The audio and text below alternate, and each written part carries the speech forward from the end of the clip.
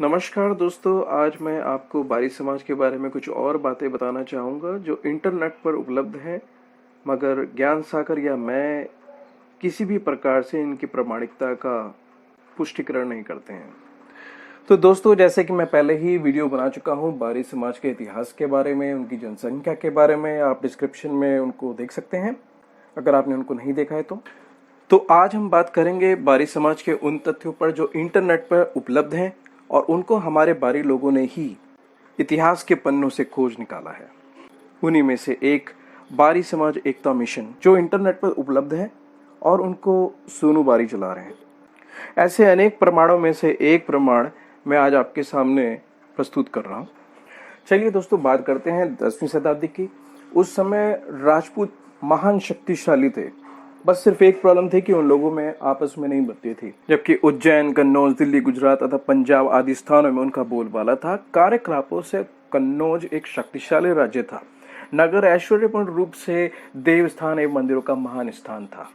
वहां का एक राजा था जिसका नाम राजपाल था। उस समय महमूद गजनी, जिसने अफगानिस्तान से भारत में आक्रमण किया, सिर्फ 2 कारणों से। भारत जो इतना महान और धन से संपन्न देश था, उसको लूटने के लिए और अपने मुस्लिम धर्म को और बढ़ाने के लिए। पर जैसा कि हम जानते हैं कि हम हिंदुओं में आपस में कभी इस प्रकार एकता रही ही नहीं कि हम एकजुट होकर शत्रुओं का सामना कर पाते।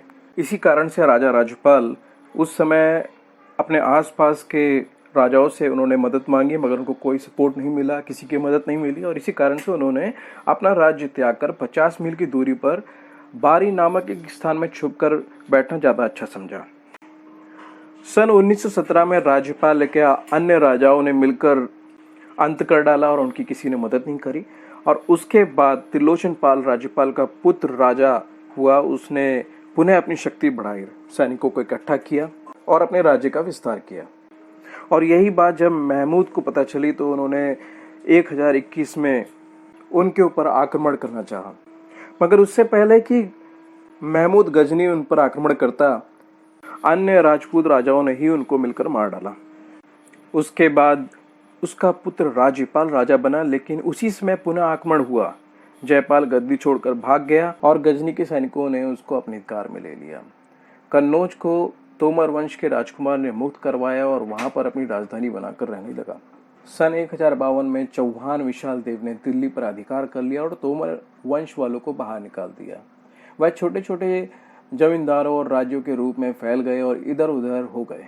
राजपूतों में आपस में फूट पड़ गई और एक दूसरे से जलने के कारण एक दूसरे के साथ वो कभी संगठित हो ही नहीं पाए और अलग अलग राज्यों में अपने जीवन यापन के लिए अलग अलग कार्य करने लगे और अपने आप को रावत और बारी कहने लगे।